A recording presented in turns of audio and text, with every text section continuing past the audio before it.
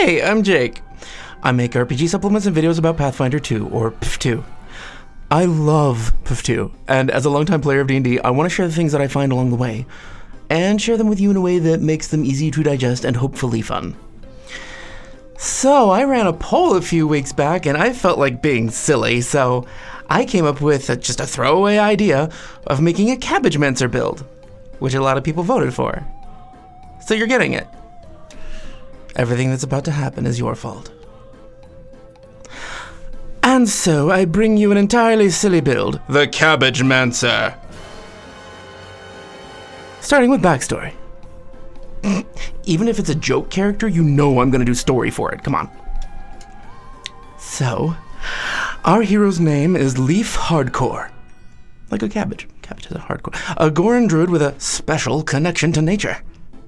Before we get into that, though, I want to let you know more details about the ancestry and heritage for those of you who don't know the Ghoran or just aren't familiar. As most of you will know, a Ghoran is an intelligent, sapient plant in the form of a humanoid. A sapient? Do I mean sentient? I don't know. They are the product of evolution from a magical type of plant intended to feed people very well, made by the Druid Ghoran long ago. So, you know, they're a walking salad. And they taste great. They live for about 20 years, then they plant a seed from their body. It takes a few weeks to grow, then their soul transfers from their current body into the new one, and their body, old body, just becomes a lifeless pile of vegetables. They have several traits that plants would logically have, like photosynthesis, and proficiency with weapons that harvest plants. No idea. That's weird. Another thing about the Ghorans, as some of you may have read on a recent community post I made, they have a pitiful collection of ancestry feats. So I made a few, and a heritage. That's all available for download too, link in the description on the website. As we begin. Living many lives is very, very trying on the psyche. Leaf had a difficult time growing up and remembering these past lives while maturing, and it seems to have taken a permanent toll on his sense of well-being. It seems that in every life he's lived, he had already planted his seed in preparation for the wilting. A few weeks had passed and he was almost ready to be reborn when he was betrayed, attacked, left for dead, then eaten by animals.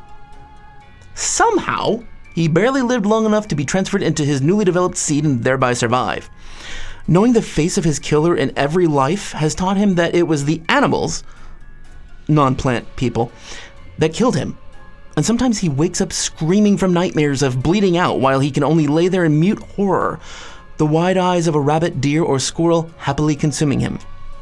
But that's not a dream. That's a memory.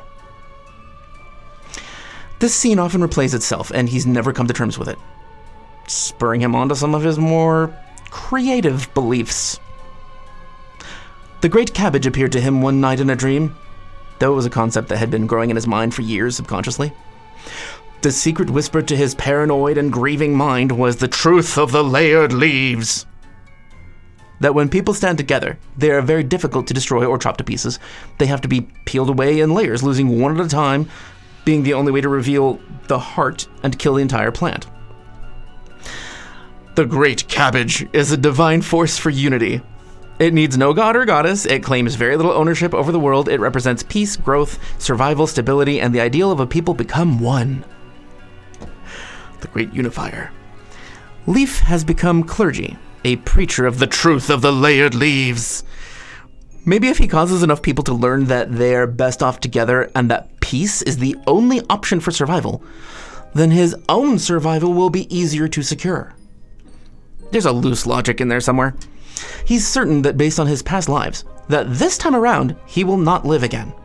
If he doesn't do something to address the past betrayals in his current life, then he will die forever in this one, and his people will be weakened. And he can't betray them how he's been betrayed. He's a bit obsessed on this point. It would weaken the people because there are no ways to make new Ghorans. They just don't reproduce. The secret has been lost to time.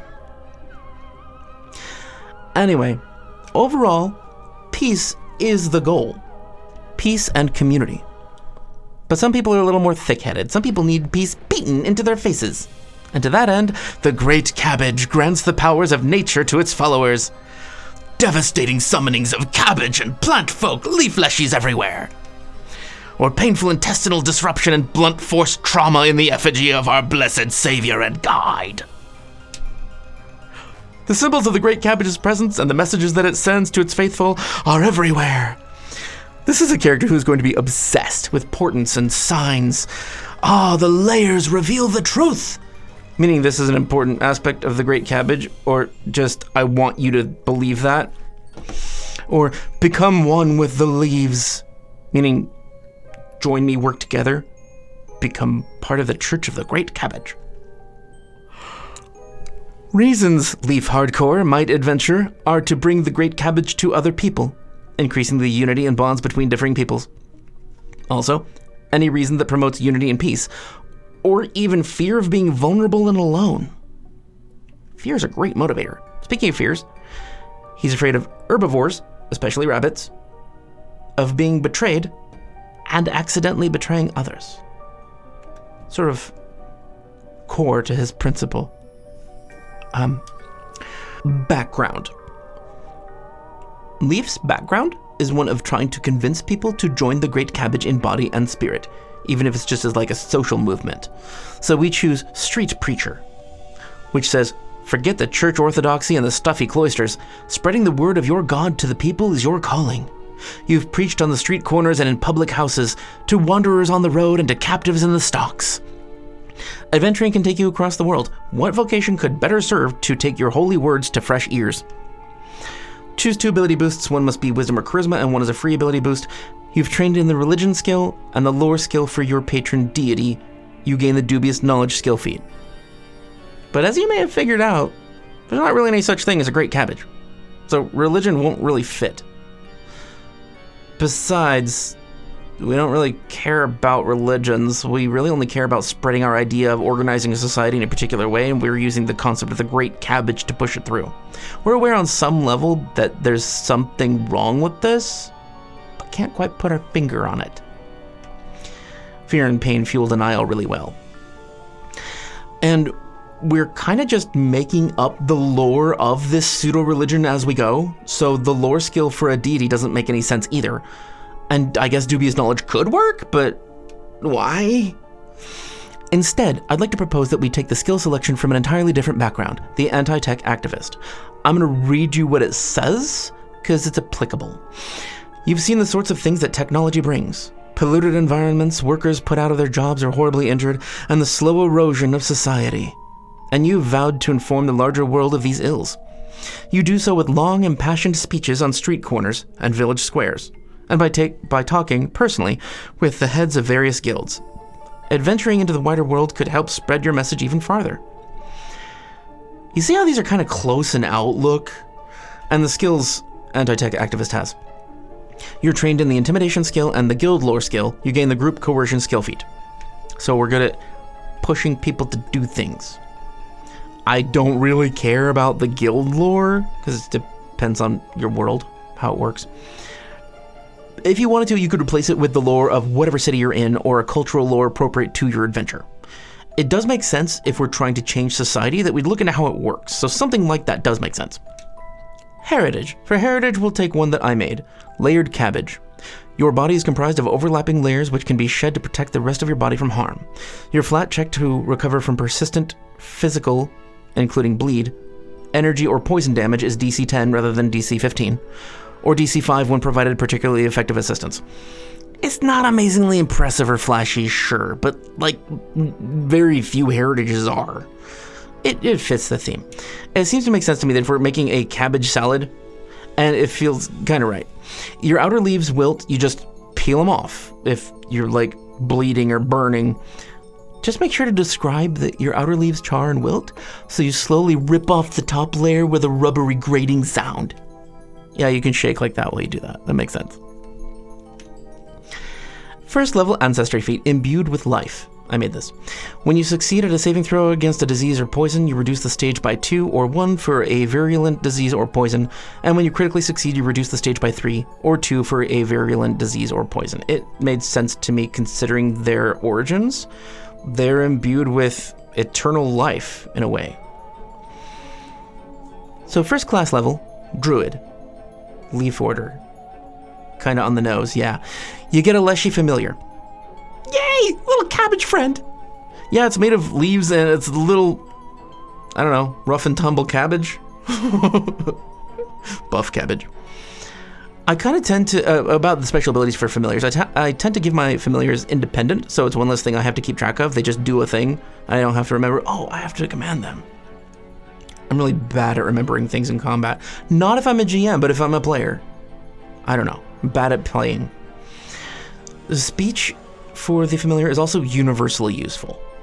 And at first level as a druid, you also get wild empathy, letting you use diplomacy with animals. I don't know when you would really use that. And, well, maybe with carnivores. And you also get shield block. Cool. Second level class feat. For the druid feat, we will take Order Explorer, Animal Order. Animal Companion. Which for some reason can be a plant. Yeah, it's a big plant creature. A monstrous plant that just loves us and eats people for us. It still somehow counts as an animal companion, it's just a plant as well. I know some of you can probably explain this. I mean, feel free. I don't get the... I know you can also have like a slime chair that's an animal companion. Can they just come up with different... whatever. Anyway. Maybe our pet is just a creepy little cabbage with a face and wiggly roots. Maybe he's a friendly cabbage. Second level free archetype. Because free archetype. Psychic dedication will take the conscious mind, tangible dream for... shield. The shield cantrip. If you use a focus point, you can summon a shield on yourself or an ally with up to 3 layers. Like leaves. Of cabbage. Yeah, when you create a shield, it always looks like 3 layers of cabbage. The great cabbage protects us! You shout that out whenever you use this ability. Make sure to do that all the time. Second level skill feat, Group Impression. Now we can affect people with either intimidation or diplomacy to get them to do what we want. Like having people join our cult. The way of thinking. It's for the betterment of all people. Third level druid. We get alertness and great fortitude, which increase our proficiency in perception and fortitude saves. It's cool. It's very useful. It's just not very interesting. Third level general feat, we will take adopted ancestry elf for an ancestry feat that we will take at 5th level. Also, story-wise, it could easily make sense that we've spent time talking with the elves about the Great Cabbage and learned a few things from them as well. Like how to get deeper to our roots. You don't regret being here at all, do you? So 4th level class feat, Mature Animal Companion. And our violent cabbage animal gets an action every round if we command it or not. Awesome! Just like the familiar. Archetype feat. Psychic. Basic thought form. Gives us a psychic feat with which we will take cantrip expansion, which gives us cantrips. From the occult spell list because it's a psychic. We're branching out a little. Now, we should take spells that are not on the primal spell list. Bullhorn. People can hear you for up to 500 feet. It lasts for 10 minutes. It also adds +1 to our coerce attempts. Fire and brimstone cabbage preacher yelling his truth across town! And we'll take read the air. It gives us cues of how to act in a social setting. It adds 1 to diplomacy to make an impression. And we have to make sure that we are inoffensive, and we make a good impression to pass along the word of the layered leaves, maybe even get some rich people to join. Influential people that can, I don't know, actually make decisions to change society so we all work together. This might be a personal thing for me, I don't know. 4th level skill feat, Alchemical Crafting. There's a lot of functions for alchemical crafting, but specifically what I wanted to do is, if you've ever smelled a skunk cabbage, you know how horrible it is and how wide it spreads. And with alchemy, you can create skunk bombs. It just makes stinking gas in a small area. So we will distill the essence of skunk cabbage and make cabbage skunk bombs. And probably some animal repellent, like animal repellent for each different animal we could possibly engage with that day. We have a fear of being eaten by herbivores. Makes sense.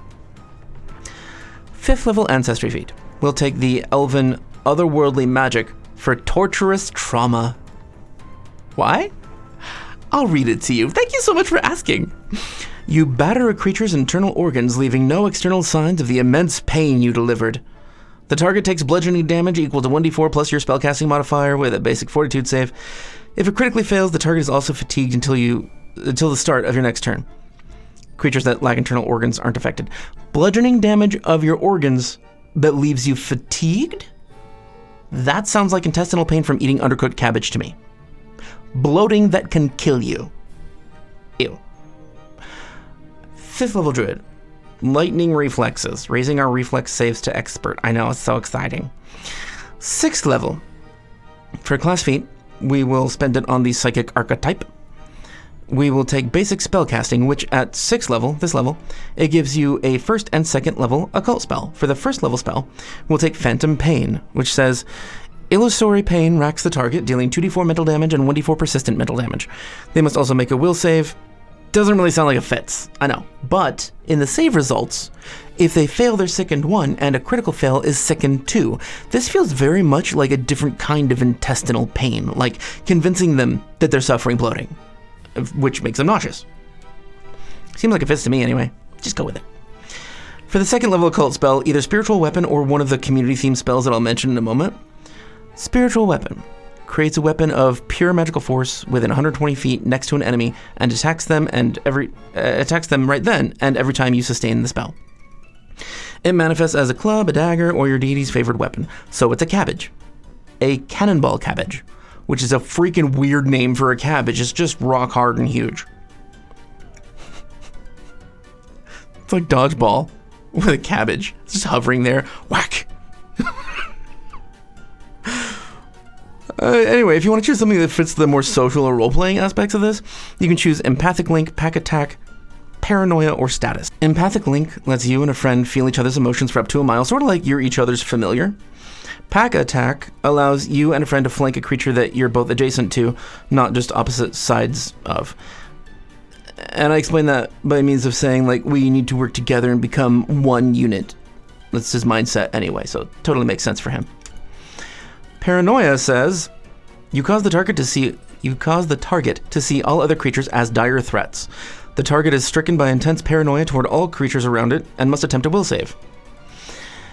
Critical success, they're unaffected. Success, they believe everybody's a potential threat. They become unfriendly to all creatures to which they weren't already hostile, even those that were previously allies. It treats no one as an ally. It ends after a round. On a failure, it lasts for a minute. Critical failure, I like this one. It's as the rest of it, except the target believes that everyone it sees is a mortal enemy. It uses its reactions and free actions against everyone, regardless of whether they were previously its allies, as determined by the GM. It otherwise acts as rationally as it normally does, and likely prefers to attack creatures that are actively attacking or hindering it over those leaving it alone. But for this character, this is essentially passing the psyche of Leaf onto that person. His outlook is really not conducive to working as a group because he's so paranoid, but because of the reason that he's paranoid, he latches on to people around him, especially carnivores and plant people. So, like, people who are willing to eat vegetables, he's always a little suspicious of, at least. But if you have, like, Goblin's a bad example, maybe an orc who will only eat meat, that would be somebody that Leaf would be, like, instinctively trusting toward. Like, this person can't possibly hurt me. How can I help them? So anyway, another option is Status. Status makes you aware of one particular friend's direction, distance, and any conditions affecting it for the rest of the day. Again, Unity. And 6th level archetype feat, Soulforger. I love this archetype. You bind an armament, a weapon, shield, or suit of armor, to your soul when you select the Soulforger dedication feat. You can choose an existing item or manifest one that you choose the form of from your spiritual essence, which changes the appearance to match the state of your soul. It might have a perfect surface and gleam in the faintest light if you have a noble soul, or have a twisting, chaotic shape if your soul is racked with turmoil. Most Soulforgers also choose a unique name for their armament. we choose a staff. It'll work for Shillelagh, so it can do extra damage in combat if we thwack people. And plus we can already like put up a cabbage leaf shield with psychic powers, so we don't really need a summoned shield. It's a green shaft with little studs popped out all over its length, little Brussels sprouts attached to each stud. It's a cabbage staff. And its name? The Coleslaw. Or the Slawer, for short. Get it? Slayer? Slawer? Just a little play on words there. The Soulforger armament gets a special magical power. I'd recommend either Healing Grace, which says you gain fast healing equal to half your level. You can cast Heal once as an innate spell with a level equal to half your level rounded up. Or Heroic Heart fits this character. You gain a +1 status bonus to attack rolls, perception checks, skill checks, and saves. This power is born of the concept of the special calling you have to be a Soulforger. It's like a higher power gave you this ability, and so this weapon should be very customized. So the mission of this character is to spread the word and purpose of the Great Cabbage, so having little Brussels sprout stalk makes perfect sense. Or big, it's not little, it's huge. So, bearing this theme in mind though, you could have instead chosen a shield, which could look like a single cabbage leaf. I like the shield for this because if the shield gets destroyed by using it to absorb damage, you just summon another one. I just couldn't look past how cool the staff looks. I mean, it's a Brussels sprout stalk. It's nothing special, but it's perfect for this character. I was just typing up cabbage and that came up and I'm like, that's a weapon. 6th level skill feat. Snare crafting, because we're a little paranoid about being eaten, which is why we have animal repellent and our skunk bombs, and why we try to keep allies around us at all times to ensure we don't get eaten by herbivores. So we set out traps, or omnivores. So we set out traps when we're asleep, so we feel safer. It also protects our allies, but it's really for us. I guess you could play it off as, I'm doing this to make us a more united front, because really Leaf doesn't look at his fears. That's not a thing for him. This also preps you to take Snarecrafter Archetype later if you want. More snares, bigger snares, you can cover a 10 by 10 square, snare square. More lethal snares, and they'll all keep you safer. And the word snare loses its meaning really quickly if you say it a lot. So, moving into like overall future ideas, starting with spell selection. So from first level on, we pick primal spells that fit this theme, so I'm going to give you some of them by level. Cantrips, Torturous Trauma, Death by Bloating. Puff of Poison, like Skunk Cabbage. I know skunk cabbage smell doesn't really hurt you, but it feels like it hurts you. Anyway, you could take breadcrumbs. Normally, you cast it on somebody and they leave a little sparkly trail. In this case, they leave a trail of like gently descending cabbage leaves behind them. The point of it is just for it to be obvious. So like a carpet 5 foot wide of cabbage leaves is about as obvious as the sparkles. We can take Guidance. You whisper into your target's ear, "Let the cabbage compel you." No, that's not creepy. I eventually work creepy into all my characters. I don't know why, it just comes out. We can choose Protect Companion, because we have 2 companions. And in this case, it says you extend your aura. So I would see this as like a visualization of a cabbage leaf shield in front of them, or even like a cascade of purple cabbages deflecting the blow, or bok choy. We can choose Scatter Scree as well. It normally drops rocks from the sky and makes difficult terrain. It can drop bok choy and make difficult terrain just as well. First level spells. Noxious Vapors. I kind of like this one because it's a 5 foot radius around you. I kind of like describing this one as leaves all over you, like flip up or spin and they turn purple as you emit a cloud of skunk stench, like skunk cabbage. That's how it looks. So like you are the skunk cabbage for that round. Creepy.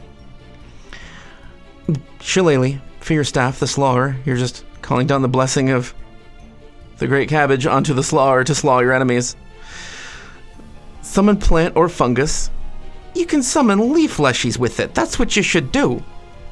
You have to take that spell no matter what. Second level, Bark Skin. It causes the target to look like you, cabbage face, or just gives you extra layers of cabbage. Create food. Just lots and lots of coleslaw and sauerkraut that doesn't taste like anything. It's in the description. It just can't taste like anything. Whatever. Sauerkraut, coleslaw, cabbage. Phantom Steed. The steed looks like it's wrapped in cabbage leaves like you are. And it says that it's clearly phantasmal in nature, so it looks like ghost cabbage leaves. Third level, I don't know why, Mad Monkeys. It's really just a bunch of leaf leshies jumping all over each other and screeching. Stinking Cloud. Skunky cabbage smell. Maybe cabbages even spring up in the area. Then there's a lot of different kinds of cabbage. Are you okay? Soothing Blossoms. Big purple cabbages appear with huge stalks of yellow flowers growing out of them. That's a thing. It's a real thing. So weird. What it says is blossoms grow from the ground in a small area, soothing away afflictions and persistent pains and harm. So these are friendly cabbages. For later levels after 6th, you could take another Soulforger armament in the shape of a shield or armor to get one of the protective abilities of Soulforger, or skip Soulforger altogether. I mainly take it because you can design how it appears to the letter. Anyway, so you could take, instead of Soulforger at 6th level, you could take the steady spellcasting Druid feat if you're worried about being hit while casting a spell. That makes sense. You can also take Herbalist, I suppose, because, like, you're a plant. I almost went Geomancer. If you take 2 feats in it, so 4 levels, anytime you cast, or 2 separate levels of feats. Anyway, anytime you cast a plant spell, a spell with a plant trait, you can make the ground difficult terrain with branches or vines. Or cabbages. The Druid feats Mature Animal Companion at 8th and Plant Shape at 10th are worth thinking about too, because you should always try to be a bigger, badder cabbage. So, I have a few character quotes as well, to hopefully help you roleplay. We are the leaves of the cabbage. Singly, we can be cut, chopped, or wrapped around savory pork or beef, but together we are strong, firm, unyielding. We won't be boiled. They can never make us coleslaw if we stick together. Or, now the trials of the great cabbage are many, and we must stomach what we can, and let the discomfort and pain of our efforts make us tougher, adaptable, so that we may overcome anything we're forced to take. The enemies of the great cabbage need acid to turn us into something they can handle. Well, we won't be their sauerkraut. We'll hit them where it hurts, right in the belly. Even those times when some leaves are boiled or fried, we shall strike back with vengeance. Fire and Brimstone. Thank you for being here and accepting this insanity, and thank you to our lovely patron people. I release unique videos on Patreon, do giveaways, and we also chat in our patron-only Discord. If you'd like to see if you might be interested, you can click in the description to do that. If you want to make sure to catch the next build I make, hitting the subscribe button is a good way to bookmark this page so that you can remember to check back later and see what I've done. This build's walkthrough, as well as the heritage and the additional ancestry feats I made, are on my website. The link is in the description, and a PDF of both are available. The character's PDF is built for 6th level already. Starter build. If you liked the video, please give it a thumbs up. If you didn't, give it a thumbs down, so I know what videos are hit or miss. And feel free to leave a comment if I missed something, or if you have ideas that could go along with this build. Or another equally ridiculous build. And I'm going to be careful what I say in future polls. And remember, you may not believe in the great cabbage, but that's because you're dumb.